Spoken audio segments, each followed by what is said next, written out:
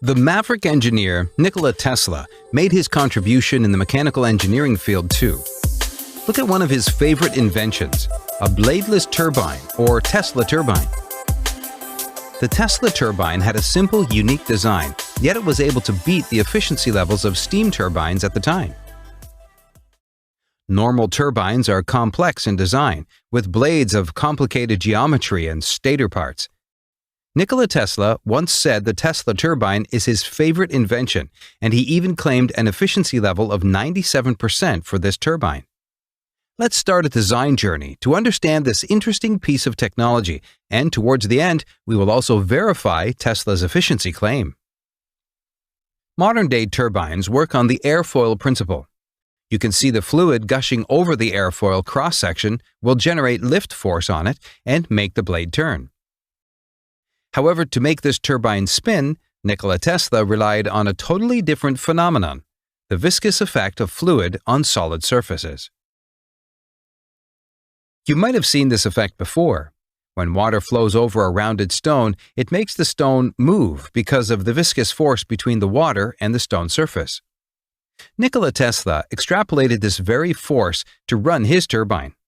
Who knows, Tesla might have got inspiration for his turbine from this very example.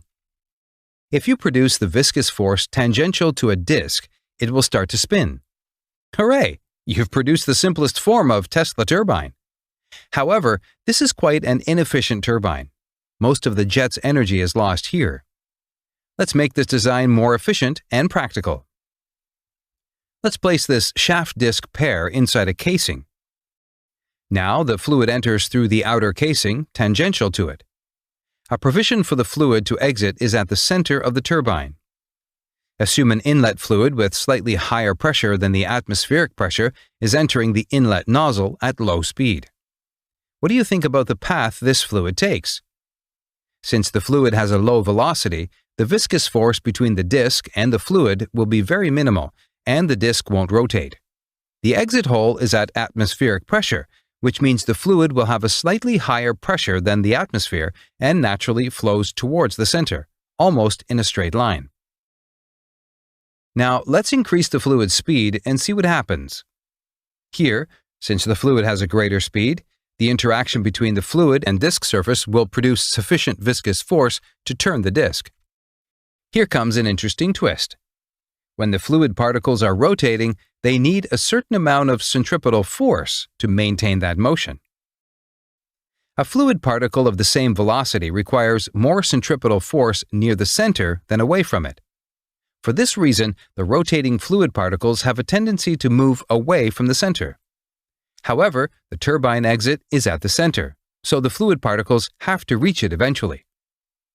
Due to these opposing effects in the rotating case, the particle motion will curve out as shown. If you compare the radii of particle A in these two cases, clearly the curved path particles have more radius. Now, let's gradually increase the fluid speed. You can see the curvature of the fluid particles will further increase and form a kind of spiral. This concept is clearer when you track the same fluid particle for different disk speeds. The greater the disk speed, the more the particle moves away from the center. The fluid flow's spiral shape is in fact a blessing in disguise.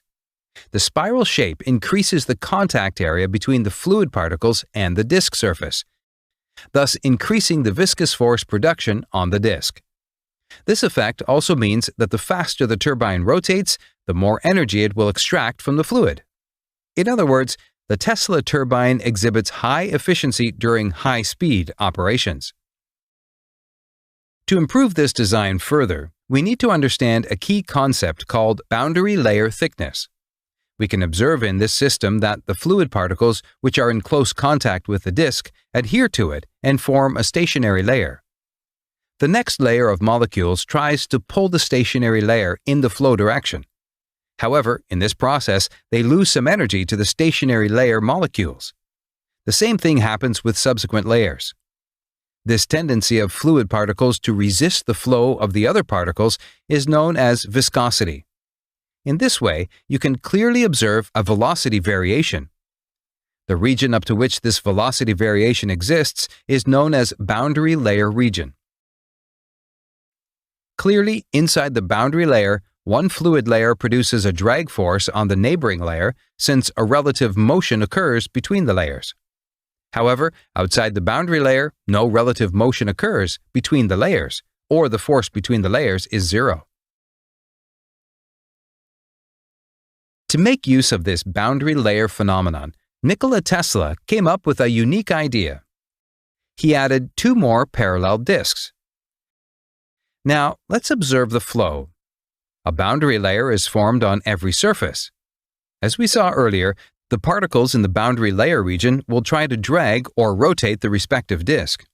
However, you can see a region outside both the boundary layers where fluid particles are flowing freely, without any velocity gradient.